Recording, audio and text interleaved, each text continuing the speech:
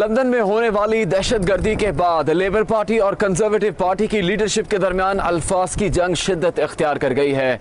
Teresa मे ने शुरू में जो बातें कही थी लंदन के वाक़े के बाद उसके ऊपर सख्त रद्द-ए-अमल आया है। आप इस वक्त लंदन से जियो न्यूज़ का खुसूसी प्रोग्राम देख रहे हैं और मैं हूं आपका मेज़बान मोहम्मद जुनैद। लंदन में हफ्ते की रात होने वाले वाक़े के बाद पुलिस ने बड़े पैमाने पर कार्रवाइयाँ की हैं। लंदन के मुख्तलिफ इलाकों में पुलिस की जानिब से रेड्स की गई हैं और ये भी बताया गया है कि जो हमलावर थे उनकी शनाख्त पुलिस को मालूम है, जो अगले चंद घंटे में इससे मुतालिक मालूमात भी जारी की जा सकती है। मुर्तज़ा अली शाह जियो न्यूज़ के नुमाइंदे लंदन में, उनसे बात करते हैं। मुर्तज़ा, ये बताइएगा कि किन इलाकों में पुलिस ने कार्रवाई की है और अभी तक क्या इक़दाम सामने आए हैं, क्या कुछ गिरफ्तारियाँ हुई हैं मज़ीद? जी जुनैद, हम आपको ब्रेकिंग न्यूज़ दे रहे हैं कि स्कॉटलैंड यार्ड अब इस बात की तस्दीक कर रही है कि जो लंदन ब्रिज अटैक था उसका मास्टरमाइंड खुर्रम भट्ट था और उसका एक और एक्म्प्लिस का पुलिस ने नाम लिया जिसका नाम अभी तक रशीद रदवान बताया। पुलिस ने तीसरे सस्पेक्ट का नाम अभी तक नहीं बताया, लेकिन जो खुर्रम भट्ट है उसके बारे में बहुत सारी इंपॉर्टेंट डिटेल्स हैं जो हम आपके साथ शेयर करने जा रहे हैं। जो लंदन ब्रिज अटैक का जो की प्लानर था वो खुर्रम भट्ट था, उसके साथ एक मोरक्कन ओरिजिन का रशीद नामी शख्स था और जो तीसरा जिसके पास आयरिश आइडेंटिटी थी वो मोरक्को से कुछ अर्सा पहले वहाँ गया था और फिर लंदन आया था चंद महीने पहले अपनी बीवी के साथ। खुर्रम भट्ट के बारे में जो ख्याल किया जाता है, जो सिक्योरिटी इदारे बता रहे हैं कि उसके वालिदैन का ताल्लुक तो पाकिस्तान से था, लेकिन खुर्रम भट्ट लंदन में ही यहीं वो पला बड़ा, बचपन से ही उसको यहाँ पर देखा गया। पाकिस्तान में इस हवाले से जो सिक्योरिटी इदारे हैं वो कहीं भी सस्पेक्ट नहीं कर रहे कि उसने कोई पाकिस्तान से उसका कोई इस दहशतगर्दी की वारदात से किसी भी किस्म का लिंक हो, सिवाय इसके कि उसके पेरेंट्स का ताल्लुक पाकिस्तान से था। ये बात तस्दीक कर रहे हैं सिक्योरिटी इदारे कि वो लोकली और ऑनलाइन रेडिकलाइज हुआ था। इंटरनेट के ऊपर वो एक्सट्रीमिस्ट प्रीचर्स की वीडियोस देखता था जो तशद्दुद पर उकसाते थे इस्लाम के नाम पर। खुर्रम भट्ट का जो यहाँ सर्कल था वो बहुत अरसे से, इवन के जो हमारे पुलिस ज़राए वो तस्दीक कर रहे हैं कि उनको पता था कि जो खुर्रम भट्ट है और उसके जो दीगर साथी हैं वो इंतहाई इंताबसंदाना नज़रियात रखते हैं। ओपनली वो आईसिस, दाइश और अल महाजरून जैसे ग्रुप्स के लिए वो प्रीचिंग करते थे लंदन की सड़कों पर और पुलिस को पता था उनका कि वो इंताबपसंद है और उनके बहुत ही रेडिकल नज़रियात हैं, लेकिन पुलिस को ये नहीं पता था कि वो इस हद तक प्लानिंग करके दहशतगर्दी की वारदात कर सकते हैं। अब जो इस वक्त तक जो तफसीलात सामने आई हैं, जो कल जो हमने सबसे पहले डिस्क्लोज़ किया था कि जो बार्किंग में जिस फ्लैट पे छापा मारा गया था वो एक्चुअली खुर्रम भट्ट का ही था। वो पुलिस की रिक्वेस्ट पर हमने ये नाम उस वक्त जाहिर नहीं किया था और दीगर डिटेल्स भी। और उसके बाद जो खुर्रम भट्ट की बीवी, उसकी अम्मी और दीगर जितने रिश्तेदार हैं वो इस वक्त जो 11 लोग पुलिस की कस्टडी में। उसके अलावा जो आज जो छापे मारे गए हैं मुख्तलिफ इलाकों में उसमें बहुत सारे जो दीगर जो उनके रिश्तेदार और जो दोस्तों का नेटवर्क था उसको भी गिरफ्तार कर दिया गया। ये बहुत बड़ी इस हवाले से डेवलपमेंट है कि एक ईस्ट लंदन का एक नेटवर्क सामने आया है जिसने इस हद तक बड़ी प्लानिंग की और 7 लोगों को मार दिया, खुद भी मारे गए और ये कि लंदन के ऊपर एक इतने क्रूशल टाइम पर ये अटैक हुआ कि पूरे मुल्क को हिला कर रख दिया गया। मुर्तज़ा, कुछ लोग मिसिंग हैं, ये बार बार बात हो रही है इस हवाले से, क्या कोई मालूमात मिल सकी है? क्या किसी किस्म का कोई बयान इस मामले पर सामने आया है? जी जुनैद, रिपोर्ट्स हैं कि तकरीबन 6 से 7 लोग ऐसे हैं जो इस वक्त भी मिसिंग हैं। 48 आवर्स का टाइम होने लगा, उनके बारे में इतला नहीं है। इस वक्त तक जो कंफर्मेशन है वो 7 अफराद के लंदन अटैक्स में हलाक होने की तस्दीक है। 3 सुसाइड बम्बर भी मारे गए, लेकिन उसके अलावा तकरीबन 40 से 50 लोग हैं जो हॉस्पिटल में, उनमें से तकरीबन 20 अफराद ऐसे जिन्हें क्रिटिकल कंडीशन में बताया जाता है। उसमें बाज़ जो ऐसे लोग भी हैं जिन्हें पुलिस ने जब 50 गोलियां चलाई थी 3 बॉम्बर्स के ऊपर उनको डिसार्म करने के लिए, उनको मौके पर रिटेलिएट करने के लिए, उसके बाद भी वहाँ पर ऐसे लोग थे जिनको पुलिस की गोलियां भी लगी हैं। एक पूरा मेहम मचा था, टूरिस्ट थे वहाँ पे, लोकल थे, जो क्लब गोर्स थे, सो बहुत बड़ी अफरा तफरी फैली थी दहशतगर्दी की इस होलनाक वारदात के बाद। कहा यह जा रहा है कि 3 लोग ऐसे जिनके बारे में ना वो हॉस्पिटल्स में और ना ही पुलिस उनके बारे में कुछ बता रही है, लेकिन ये लोग इस वक्त तक मिसिंग है। पुलिस से जब रब्ता किया गया तो उनका ये कहना है कि उनके पास ऐसी कंप्लेंट्स आई हैं और वो देख रहे हैं, लेकिन उनका ये कहना है कि जो लोग ज़ख्मी हुए थे और जो मुख्तलिफ जो उनको वो अटेंशन मिल रही है और पुलिस के पास वो एक बहुत बड़ा ये दहशतगर्दी की वारदात थी, उनको टाइम लग रहा है ये सारी चीज़ें इंफॉर्मेशन कलेक्ट करने में। लेकिन पुलिस का कहना है कि वो सबसे पहले उनके लिए प्रायोरिटी इस वक्त ये इन्वेस्टिगेशन है और जो 3 सुसाइड बमर है उनके साथ पुलिस का फोकस ये है कि सबसे पहले डिसआर्म किया जाए या पकड़ा जाए जो अगर नेटवर्क के दीगर लोग भी थे जो कॉपी कैट अगर अटैक्स करना चाह रहे हों। पुलिस इस बारे में कहती है कि वो कमिटेड है कि वो जितने भी जो इस तरह के इस प्लॉट और इससे रिलेटेड लोग हैं उनको गिरफ्तार करेंगे। मुर्तज़ा अली शाह, बहुत बहुत शुक्रिया। टेरेसा मे वज़ीर आज़म बरतानिया ने आज भी गुफ्तगू करते हुए कहा है कि दहशतगर्द हमला जो किया गया वो फ्री वर्ल्ड पर हमला था और उनकी हुकूमत दहशतगर्दी पर काबू पा लेगी। It is absolutely right. I've set out in my speech today that I do think we need to take a much more robust approach to dealing with extremism in this country. I think there has overall, we've made progress on this. I introduced a counter-extremism strategy when I was Home Secretary, but I think we have seen overall too much talk about which leader and which team people trust to take the big decisions that matter to Britain. About which leader and which team people trust to keep Britain safe. About which leader and which team will deliver economic security for you and your family. And about which leader and which team will travel to Brussels in 2 weeks and negotiate the right deal for Britain in Europe. Because the question of leadership has always been at the heart of this campaign, and it is absolutely crucial that we get the answer right. The ability to say the courageous thing and do the difficult thing. To face up to and address great challenges, not to pretend they don't exist or seek to wish them away. The strength to be straight with people and not just tell them what they want to hear. The ability to get the job done. That is what leadership means to me. And it is that leadership that I offer the British people at this election. Labour party के Jeremy Corbyn जो कि मुसलसल Teresa मे को तनकीद का निशाना बना रहे हैं, उन्होंने आज खिताब करते हुए कहा है कि टेरेसा मे को इस्तीफ़ा दे देना चाहिए। उन्होंने ये भी कहा कि 8 जून को होने वाले इंतखाबात बेहतरीन मौका है टेरेसा मे और कंजर्वेटिव पार्टी के रहनुमाओं को डीसेट करने का। उन्होंने आवाम से मुतालबा किया। क्या गुफ्तगू की आई आपको दिखाते हैं। The primary responsibility for this lies with those that did it. They killed people in cold blood in a disgusting, appalling way, and there's no words other than total condemnation. Given her record on policing numbers, there have been calls for her resignation. Would you back those calls? Indeed I would, because there's been calls made by a lot of very responsible people on this who are very worried that she was at the Home Office for all this time, presided over these cuts in police numbers, and now is saying that we have a problem. Yes, we do have a problem. We shouldn't have cut the police numbers. We've got an election on Thursday, and that's perhaps the best opportunity to deal with it. दहशतगर्दी के वाक़े के बाद एक दिन के लिए इंतखाबी मुहिम मुअत्तल की गई, लेकिन उसके बाद इंतखाबी मुहिम फिर से ज़ोरों से जारी है।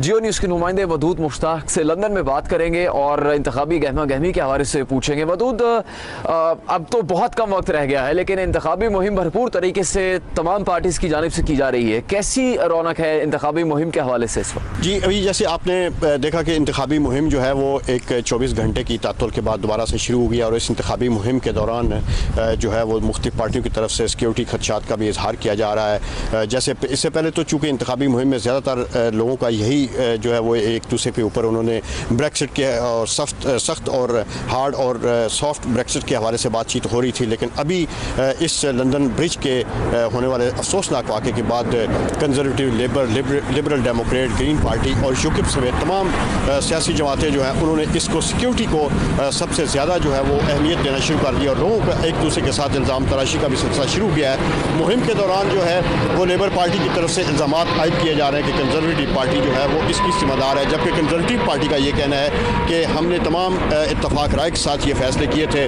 और लेबर पार्टी की तरफ से ये कहा जा रहा है कि अगर ये फैसले इत्तफाक राय से थे तो पुलिस की तादाद में इस तरह की कमी क्यों की गई है। उनका लेबर पार्टी का ये कहना था कि हम चूँकि बड़े अरसे से कह रहे थे कि लंदन समेत पूरे बरतानिया में सिक्योरिटी को टाइट करने के लिए ज़्यादा से ज़्यादा 10,000 कम से कम पुलिस अफसरान को भर्ती किया जाए। इस हवाले से कंजर्वेटिव पार्टी का ये कहना है कि हमने जो है वो तमाम इत्तफाक राय से ये जो इकदाम किए हैं। इसके अलावा ये इकदाम जो है वो ब्रेक्सिट का एक इशू जो है वो उसको छोड़ के हमने तमाम इकदाम पे भी तमाम पार्टियों को ऑन बोर्ड किया था। और इस हवाले से जो आज इंतखाबी मुहिम जो दोबारा शुरू हुआ है, इंतखाबी मुहिम के दौरान जो है वो थेरेसा मे की तरफ से जो इशू सामने लाया जा रहा है, उस इशू के मुताबिक जो है वो देखा जाए तो जो ब्रेक्सिट की सूरत है वो अब काफ़ी पीछे जा चुकी है। अब सिर्फ सिक्योरिटी को इशू को ही आगे लेके जो है वो उस पर डिस्कस किया जा रहा है। और हमारे ज़राए ने ये भी आज हमें बताया कि थेरेसा मे ने जो आज व्हाइट हॉल में जो उनकी मीटिंग हुई है, उस मीटिंग में उन्होंने MI5 पे उठने वाले तमाम उन सवालात को जो है एड्रेस करने की कोशिश की है और उन्होंने गो हेड दे दिया MI5 को कि आपने जो नए रिव्यू किए जा रहे हैं इक़दामात सिक्योरिटी के हवाले से, उसमें तमाम पार्टियों को, तमाम जमातों को भी साथ ऑन बोर्ड लेके और MI5 को उन्होंने एक हैंड फ्री देने की जो है वो लॉ भी जो है उस पर भी एक लॉ शुरू कर दिया, जिसकी कानून साजी की ज़रूरत नहीं है, बल्कि वो वज़ीर आज़म एक नोटिफिकेशन के ज़रिए वो कर सकेंगी और उसके ज़रिए MI5 को और ज़्यादा इख्तियार दिया जाना। जबकि जो सिक्योरिटी के बाकी मामलात हैं उन सिक्योरिटी को भी बहुत ज़्यादा टाइटन किया जा रहा है, क्योंकि आने वाले दिनों में लोगों के खदशात ये ज़ाहिर किए जा रहे हैं कि लेबर पार्टी या कोई भी पार्टी हो तो इंतखाबी हल्के जहाँ पे लोगों का रश हो वहाँ पे जो है वो सिक्योरिटी को ज़्यादा से ज़्यादा बेहतर बनाया जाए। बर्मिंघम में बहुत बड़ी तादाद में पाकिस्तानी ब्रिटिश आबाद हैं, वहाँ पर इंतखाबी मुहिम किस तरह से चल रही है, इस बारे में देखिए साइमा हारून की रिपोर्ट। 8 जून को होने वाले आम इंतखाबात की तैयारियों में जहां तमाम पार्टीज अपनी अपनी इंतखाबी मुहिम बड़े ही जोशो खरोश से जारी किए हुए थी, लेकिन 22 मई को मैनचेस्टर एरिना में होने वाले ब्लास्ट के बाद जिसमें 22 अफराद की हलाकत हुई, तमाम पार्टीज ने अपनी अपनी इंतखाबी मुहिम को मुअत्तल कर दिया था, जो कुछ दिन के बाद दोबारा से शुरू की गई। लेकिन हालिया जून में होने वाले लंदन अटैक के बाद एक बार फिर से तमाम इंतखाबी मुहिम को दूसरी बार मुअत्तल कर दिया गया था। लेकिन एक बार फिर से तमाम पार्टीज, जिसमें लेबर, कंजर्वेटिव और लिबरल डेमोक्रेट और तमाम दीगर पार्टीज अपनी अपनी इंतखाबी मुहिम को एक बार फिर से शुरू करने जा रही हैं। इस सिलसिले में आवाम से राब्ता मुहिम दोबारा से शुरू की जा चुकी है। मसाजिद में जाकर लोगों को कन्विंस किया जा रहा है, खासतौर पर रमज़ान के इस मौका पर अफ्तार पार्टीज में जाकर लोगों को कन्विंस करने की एक कोशिश की जा रही है। और आज भी दोबारा से तमाम पार्टीज ने अपनी इंतखाबी मुहिम को सरगर्म करने की कोशिश, क्योंकि इलेक्शन में सिर्फ चंद रोज़ बाकी हैं और 8 जून के इस इंतखाबात में तमाम पार्टीज़ की यही कोशिश होगी कि अपनी जीत को यकीनी बनाने के लिए आवाम से राब्ता मुहिम को दोबारा शुरू किया जाए। जी, प्रोग्राम में अपने मुख्तलिफ नुमाइंदों की रिपोर्ट्स भी शामिल करते हैं। उबैद मुगल की रिपोर्ट में देखते हैं कि ब्रैडफोर्ड में इंतखाबी मुहिम की सूरत हाल क्या है। जी जुनैद, जैसा कि आपने बताया कि इंतखाबी मुहिम का दोबारा आगाज़ हो चुका है। ब्रैडफोर्ड में भी इंतखाबी सरगर्मियाँ बहाल हो चुकी हैं, जो कि लंदन सहाने में और दहशतगर्दों के हमले के बाद मुलतवी कर दी गई थी। गुज़श्ता रोज़ यहाँ पर काफ़ी जलसे थे लेबर पार्टी के आज़ाद उम्मीदवारों को, जो कि उन्होंने दुआया तकरीब में और अफ्तार पार्टियों में बदल दिए। किसी किस्म की कोई यहाँ पर एक्टिविटी नहीं थी। तहम आज एक बार फिर इलेक्शन की और इंतखाबी सरगर्मियों का भरपूर आगाज़ हो गया है। यहाँ पर आज वज़ीर आज़म थेरेसा मे भी यहाँ पर पहुँची हैं और वो अपने एक ख़ास तौर पे वो मुस्लिम कम्युनिटी से मिलना चाह रही थी, जो कि लंदन के साने हुआ है। उसमें वो मुस्लिम कम्युनिटी को एतमाद में लेना चाह रही हैं। जो भी इक़दाम किए जाएंगे, जो सख्त इक़दाम होंगे, तहम मुस्लिम कम्युनिटी के जानिब से भी उन्हें यह यकीन दहानी कराई गई है कि पाकिस्तानी और मुस्लिम कम्युनिटी हमेशा से दहशतगर्दों के ख़िलाफ़ है, दहशतगर्दी की मज़म्मत करती है। तहम मुस्लिम कम्युनिटी ने यह भी अपील की कि मुस्लिम कम्युनिटी को टारगेट ना किया जाए, चूँकि हम इस जंग में हुकूमत के साथी हैं, अवाम के साथ हैं, तो कोई तासुर नहीं आना चाहिए किसी भी जानिब से कि मुस्लिम कम्युनिटी जो है वो इज्तिमाई तौर पे किसी भी दहशतगर्दी के या इस तरह के काबिल मुज़म्मत वाक़यात में मुलव्वस है। आज यहाँ पर लेबर पार्टी ने भी अपनी इंतखाबी मुहिम दोबारा शुरू कर दी है। हमने देखा कि दोनों हल्कों में ब्रैडफोर्ड ईस्ट और वेस्ट, जो कि पाकिस्तानी कम्युनिटी के अक्सरियती हल्के हैं, वहाँ भी भरपूर तरीके से इंतखाबी मुहिम चल रही है। नाज शाह ने ब्रैडफोर्ड वेस्ट में अपने जलसे मुनक्किद किए हैं। इमरान हुसैन के आज 2 इवेंट थे, वो भी इंतखाबी मुहिम चला रहे हैं। और ये सवाल अपनी जगह मौजूद है कि इतने अहम मौके पर दहशतगर्दों ने आखिर इस माहौल को ख़राब करने की जो कोशिश की है, इसकी वजह क्या है? क्या आया कि ये किसी ख़ास पार्टी को, ख़ास जमात को, किसी मुतदिल रहनुमा या हुकूमत को रोकने का कोई रास्ता है, या मुस्लिम कम्युनिटी को मज़ीद मुश्किलात का शिकार करना चाहते हैं? Ubaid Mughal, Geo news, Bradford. Thank you sir. अब दोबारा चेक गुज़श्ता रात मैनचेस्टर में बड़े कॉन्सर्ट का एहतमाम किया गया। 55,000 लोगों ने इसमें शिरकत की और अमेरिका और बरतानिया से बड़े बड़े गुलकारों ने इस कॉन्सर्ट में शिरकत की और वहाँ पर लोगों ने यह पैगाम दिया कि वो दहशतगर्दी से डरने वाले नहीं, अपना तर्ज ज़िंदगी, अपनी रोज़मर्रा की सरगर्मियाँ दहशतगर्दों की वजह से वो रोकेंगे नहीं। कई ऐसे लोग भी इसमें शिरकत करने आए जो कि 22 मई के कॉन्सर्ट में भी शिरकत कर रहे थे। इस हवाले से हम देखेंगे जियो न्यूज़ की नुमाइंदे तनवीर खटाना की रिपोर्ट।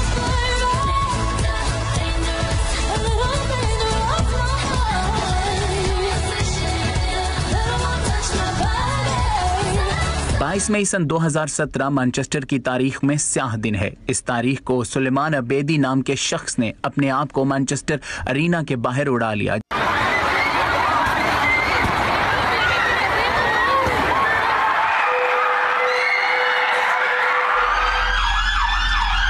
जिसमें 22 लोग हलाक जबकि 120 से जायद शदीद जख्मी हुए। यह कॉन्सर्ट आरियाना ग्रांडे का था। आरियाना ग्रांडे अमरीकी गुलकारा जिन्होंने दोबारा मैनचेस्टर में आकर एक बेनिफिशरी शो करने का ऐलान किया, जिससे हासिल होने वाली तमाम रकम लवाहिकीन को दी जाएगी जो हलाक या शदीद जख्मी हुए। आरियाना ग्रांडे के इतवार को मैनचेस्टर क्रिकेट ग्राउंड का कॉन्सर्ट इस साल का सबसे बड़ा टीवी पर देखे जाने वाला शो बना, जिसे 1 करोड़ 40 लाख लोगों ने देखा।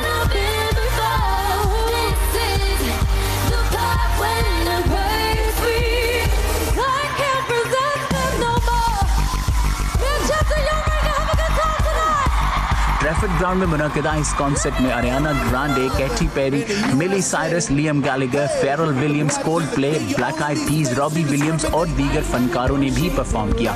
उशर इस तकरीब में शिरकत नहीं कर पाए, जबकि नाइल फ्रॉम वन डायरेक्शन खसूसी तौर पर इस तकरीब में शिरकत के लिए आए थे। पासवुड स्कूल के बच्चों ने आरियाना के साथ क्वायर पेश किया। कॉन्सर्ट में 50,000 से जायद फैंस ने शिरकत की, जिसमें एमियन अरीना में शरीक लोगों को मुफ्त टिकट दिए गए थे। मैनचेस्टर के इस कॉन्सर्ट से हासिल होने वाली रकम एमियन अरीना धमाके में जख्मी और हलाक होने वाले लवाहिकीन को दिए जाने का फैसला भी किया गया। मैनचेस्टर के लोगों ने आरियाना के लिए आजाजी मैंक्यूनियन के अवार्ड का भी मुतालबा किया। कॉन्सर्ट के दौरान जज्बाती मनाजर, पुलिस के नाचने के मनाजर भी देखने में आए। इख्तिताम पर हमें मैनचेस्टर से प्यार है और हम मुत्तहिद हैं और दहशतगर्दों से नहीं डरेंगे के नारे भी लगाएंगे। आरियाना ने तमाम लोगों के प्यार और दीगर फनकारों के ताउन का शुक्रिया अदा किया। इस कॉन्सर्ट में पुलिस की जानिब से सिक्योरिटी के सख्त इंतजामात किए गए थे।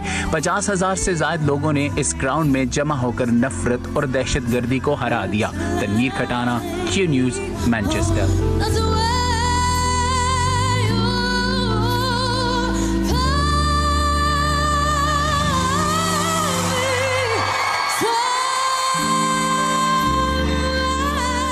मैनचेस्टर में होने वाले इस कॉन्सर्ट में बड़ी तादाद में नौजवानों ने शिरकत की, लेकिन बहुत सारे ऐसे लोग भी आए जो अपने बच्चों के साथ इस कॉन्सर्ट में शिरकत के लिए आए थे और ये पैगाम उनकी तरफ से दिया गया कि वो दुनिया में अमन चाहते हैं, दहशतगर्दी के हाथों मासूम जानों के ज़िया के ख़िलाफ़ हैं और किसी भी किस्म की दहशतगर्दी की मज़म्मत करते हैं। हमने वहाँ पर बहुत सारे लोगों से बात की, उनके ख़यालात जाने और उनकी तरफ से जो पैगाम इस कॉन्सर्ट के ज़रिए दिया जा रहा था उसके बारे में हमने उनसे बात की। आइए आपको उनकी गुफ्तगू दिखाते हैं।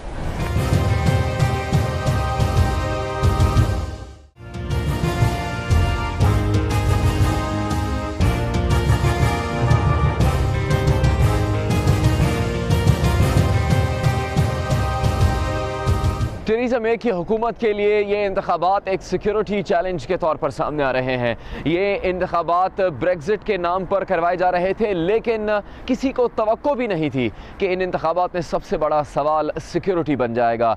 टेरेसा मे की मकबूलियत का ग्राफ उस वक्त अरूज पर था जब उन्होंने इंतखाबात का ऐलान किया और लेबर पार्टी बहुत पीछे थी, लेकिन जब से उन्होंने इंतखाबात का ऐलान किया और फिर मैनचेस्टर ब्लास्ट के बाद ख़ास तौर पर लेबर पार्टी की मकबूलियत का ग्राफ बढ़ा है। जब उन्होंने अपना मंशूर पेश किया जेरेमी कॉर्बिन ने, उसके बाद लेबर पार्टी की मकबूलियत में और भी इजाफा हुआ। ये कहा जा रहा है इंतखाबी नताइज के हवाले से कि कंजर्वेटिव पार्टी अपनी 18 नशिस्तें खो देगी और अक्सरियत हासिल नहीं कर पाएगी। टेरेसा मे की जानिब से कई मामला पर एक के बाद एक यू टर्न भी उनकी मकबूलियत में कमी का बाइस बन रहा है।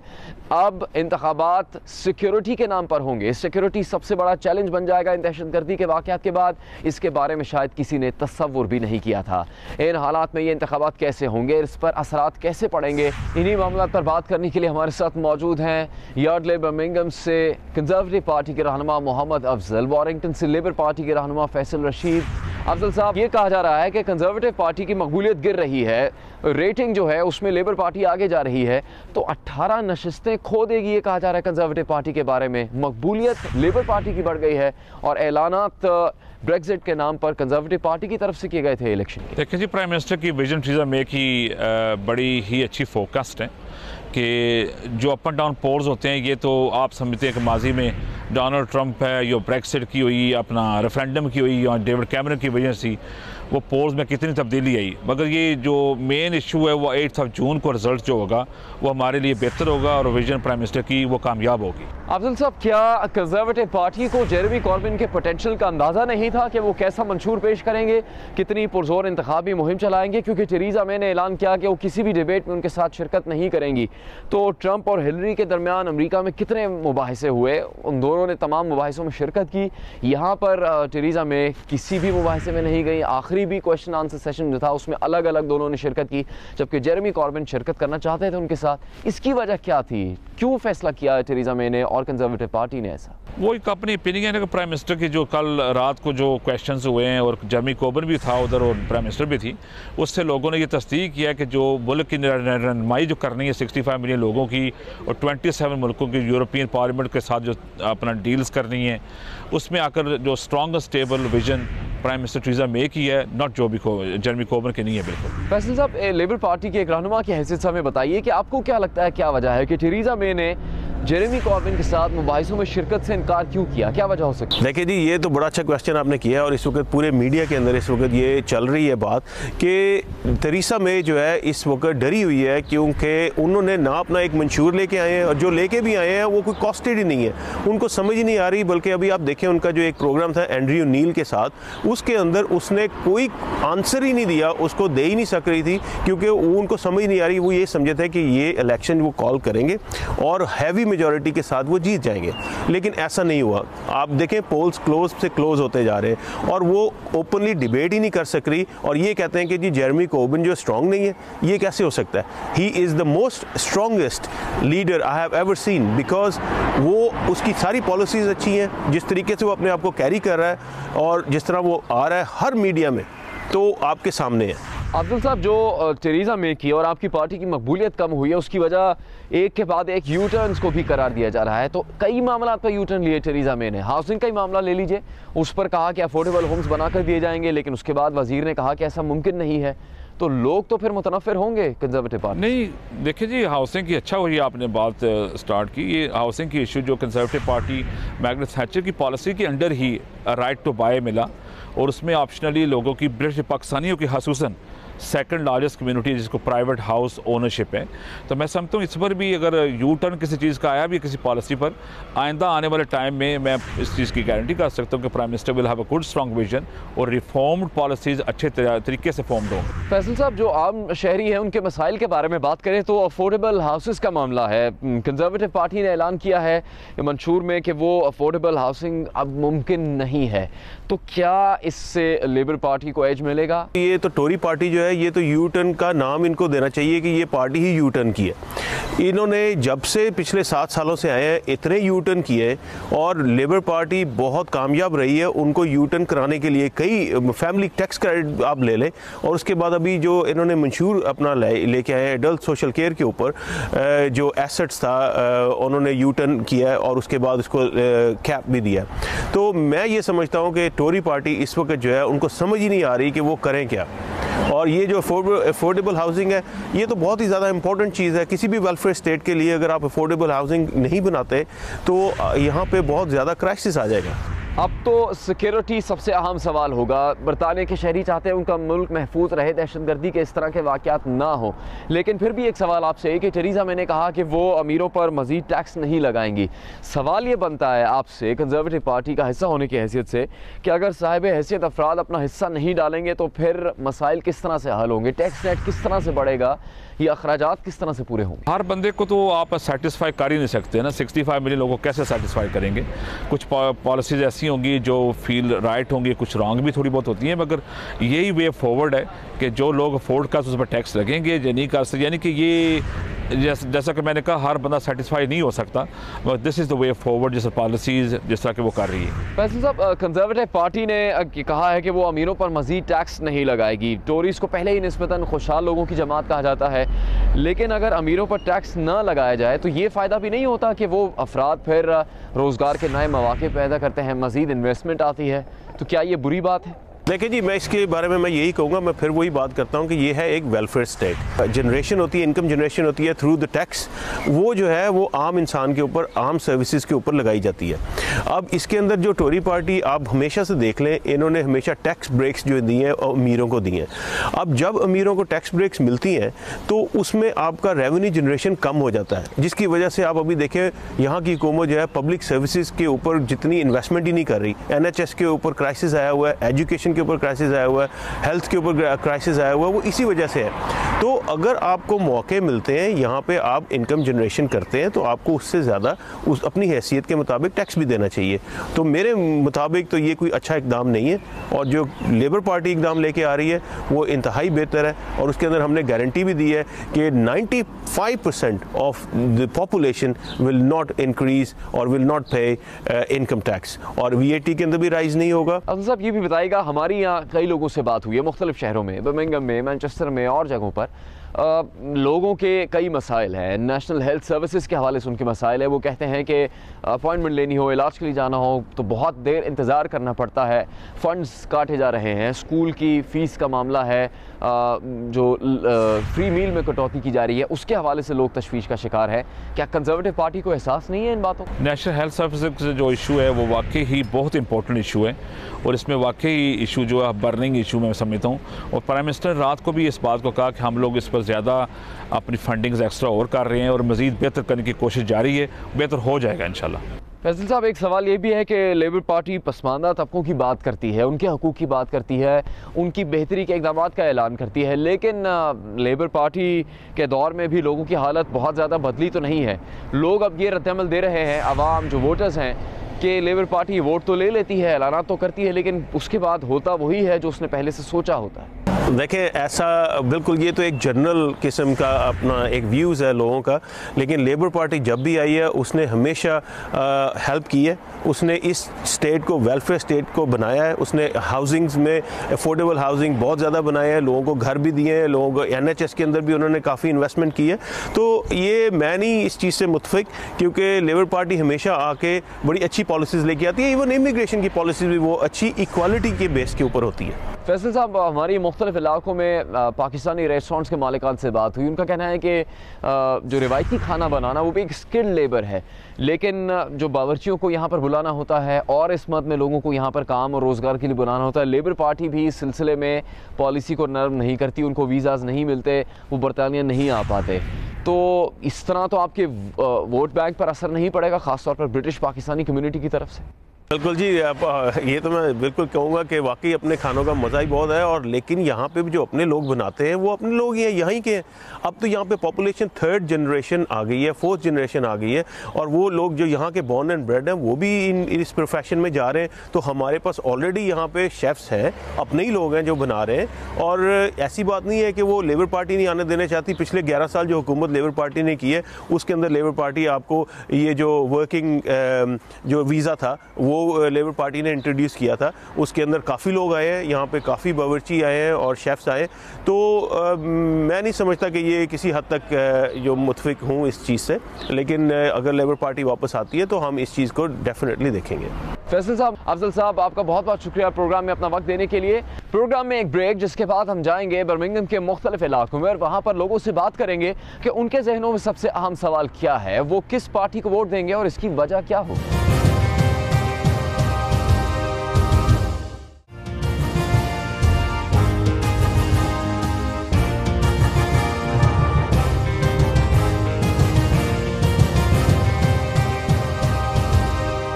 अब हम मौजूद हैं बर्मिंघम की स्ट्रैटफोर्ड रोड पर। पब्लिक मकामात पर लोगों से बात करेंगे। लोगों के दो अहम बड़े मसले हैं, तालीम और सेहत। उनके बारे में इनकी राय क्या है। स्टूडेंट्स, आम यहाँ पर जॉब से वाबस्ता लोग और कारोबारी शख्सियात और ख़वातीन क्या मौक़िफ़ रखती हैं इन इलेक्शन में।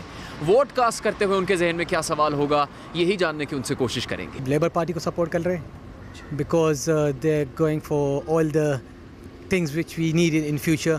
For example, education, free education for university fees. Education के अलावा हेल्थ इश्यूज भी बहुत है और ब्रेग्जिट के बाद महंगाई हुई है, तो क्या आप लोग भी इन्हीं चीज़ों के बारे में सोच रहे हैं? इन मसलों का शिकार है यहाँ कम्युनिटी? जी, NHS के बारे में बहुत प्रॉब्लम है यहाँ पे जी, बस और ये यूनिवर्सिटीज़ के बारे में लेबर पार्टी ज़्यादातर पाकिस्तानी कम्युनिटी और मुस्लिम कम्युनिटी को ज़्यादा सपोर्ट करती है।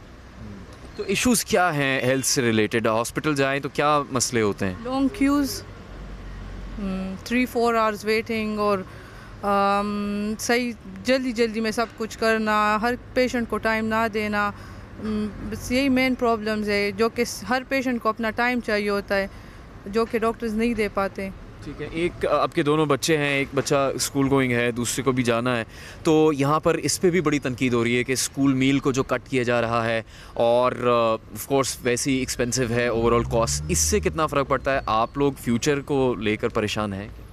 जी ज़रूर, क्योंकि बच्चों के स्कूल मील्स का फ्री होना बहुत ज़रूरी है, हर कोई अफोर्ड नहीं कर सकता। हाउसिंग एजुकेशन का भी बहुत मसला है, फीसें बहुत हाई हैं आगे यूनिवर्सिटियों में, ख़त्म होनी चाहिए, कम होनी चाहिए। अब वो तो ख़त्म होनी चाहिए, गरीब लोग तो अफोर्ड ही नहीं कर सकते। Future for the next generation, which is the best for the vote for the Labour. They're doing best for us, for our future, for our generation. I think whichever I do is the best one. हमें अभी दिलावर साहब मिले हैं जो कि liberal Democrat से counsellor भी रह चुके हैं इलाके में, उनसे बात करते हैं। 2010 में जब इलेक्शन हुए तो सियासी इत्तेहाद बना कंजर्वेटिव पार्टी और लिबरल डेमोक्रेट्स का, तो उसके बाद कहते हैं कि सियासी साख को बहुत नुकसान पहुंचा लिबरल डेमोक्रेट पार्टी की, तो उससे पहले जो पोजीशन थी जो उभर कर सामने आई वो अब नहीं है, इसकी वजह क्या? उसका उभर कर आने की जो वजह थी वो इराक वॉर थी, इराक वॉर की वजह से, क्योंकि लेबर इन्वॉल्व था इन इराक वॉर और उसकी वजह से लेबर खो चुका था अपनी पॉपुलैरिटी, जिसकी वजह से लिबरल डेमोक्रेट फिर ऊपर आ गया था और उनको ये क्या नाम है उम्मीद भी हो गई थी कि हम चलो इस दफ़ा नहीं तो अगली दफ़ा कुछ हुकूमत बना लेंगे। लेकिन इन्होंने अलहाक किया इसके साथ कंसर्वेटिव के साथ, और कंसर्वेटिव ने ये प्रॉमिस किया था कि हम यूनिवर्सिटी फ़ीस नहीं बढ़ाएंगे। इन्होंने यूनिवर्सिटी और लिबरल डेमोक्रेट ने भी ये कहा था कि हम यूनिवर्सिटी नहीं बढ़ाने नहीं देंगे, क्योंकि कंसर्वेटिव हुकूमत में थी, इन्होंने जब ला किया तो वो फिर इन्होंने बाद में वो वादा तोड़ दिया। We need more staff in the NHS to improve the quality of service that everyone gets. Funding बढ़ाने की ज़रूरत है। Definitely, we need more funding and more incentives for people to become work in the NHS. We need more nurses. Nurses are very, very crucial to patient care. तो अगर privatise कर दिया जाता है NHS को तो क्या ये गलत बात होगी या सही बात? Well, I think if it's private for some people who can afford it, I think if we can find a good compromise between the government paying some, the people who can afford it paying some, then maybe it'll be fair and it'll help everyone get a better standard of care. Hospital जाएं तो appointment में बड़ा इंतज़ार करना पड़ जाता है अक्सर, ये भी एक प्रॉब्लम है लोगों। ये तो बहुत बड़ा प्रॉब्लम है, क्योंकि अपॉइंटमेंट इतना आसानी से मिलता नहीं है जितना पहले था। आजकल सबसे बड़ा मसला हेल्थ का ही है, लोगों को यही इशू है, क्योंकि डॉक्टरों के पास फिर लाइन खड़ा है। वो हमारी मतलब जो हमारी प्रॉब्लम्स हैं, जो हमारे मसले हैं, वो उन चीज़ से उससे रिलेट नहीं कर सकते, ना उनको पता है, क्योंकि वो इस जो एक रिच एरिया में रहते हैं। लेकिन लेबर जो है दे मोर इन टच विद जो हमारे साथ हमारे मसले हैं, मसाइल हैं, उनके साथ वो रिलेट ज़्यादा कर सकते हैं। लोग कुछ खुश भी हैं ब्रेग्जिट से कि यूरोपीय यूनियन से निकल गए, यूके कुछ कहते हैं नहीं निकलना चाहिए, आपका क्या ख्याल? कोई लोग खुश है, कोई नहीं खुश, हर बंदे का अपना अपना। आपके ख्याल से अच्छा हुआ ये? अच्छा भी हुआ है, बुरा भी हुआ है। अभी करेंसी की वजह से आपको पता है उस पर बहुत सारा फ़र्क पड़ गया, और अच्छा ये है कि मतलब बिजनेस ठीक है, लोगों के पास परचेजिंग पावर है, आते हैं खरीदते हैं सामान। बिल्कुल और है, बिल्कुल जी। तो इस इलेक्शन में आपको कुछ और बेहतरी की उम्मीद है? जी, हर बंदे को, एक मेरे लिए नहीं, सबको उम्मीद है। नहीं, कुछ से हमारी बात हुई, उनको कोई उम्मीद नहीं है बेहतरी? नहीं, इंशाल्लाह हो जाएगा। ब्रेग्जिट के ऊपर वोट हुआ कि यूरोपीय यूनियन से निकल जाए यूके, तो ये अच्छा फैसला है या? हमारे अपने लोग जो है ना आते हैं काम के लिए, उनको काम नहीं मिलता, और यूरोपियन को देखो, अभी हमारे दुकान में कम से कम 60-70 पीपल काम कर रहे हैं, उसमें हमारे 20 भी अपने नहीं होंगे, बाकी सारे यूरोपियन मिक्स है बीच में ना। जाबे भी जो है इस मुल्क से दूर जा रही हैं, हमारे लिए जाबों की प्रॉब्लम हो रही है, और जो थोड़े बहुत ये बेनिफिट का सिस्टम है वो मुश्किल कर रही है हमारे लिए, और बीमारियों के जो डिसेबिलिटी का निज़ाम है वो ये कैंसिल कर रहे हैं, ख़त्म कर रहे हैं, और हालात को ये बहुत स्ट्रॉन्ग कर रहे हैं और मुश्किलें पैदा कर रहे हैं। हमारा जो मज़हब है ये नहीं सिखाता ये जो मैनचेस्टर में हो रहा है, ये जो टेररिज्म वाली बातें हैं। सो हम जब जिस स्टे यूनाइटेड, स्टे टुगेदर इंशाल्लाह, तो ये मेन मैसेज है, हम सब इकट्ठे रहें। खिलाफ हैं ऐसी किसी भी दहशत गर्दी के, ऐसे 100 मिलियन% जो हमारा इस्लाम है, हमारे आका रसूलुल्लाह सल्लल्लाहु अलैहि वसल्लम ने जो हमारे रिलीजन ऐसे नहीं है, we are a peaceful religion. जब वॉर के टाइम में हम दरख्त को भी हम हाथ ला सकते हैं वॉर के टाइम में, तो ये जो लोग कर रहे हैं सुसाइड ये वो वगैरह, तो this is not Islam. I think it's very important that young people take part in elections, especially the young part of the community.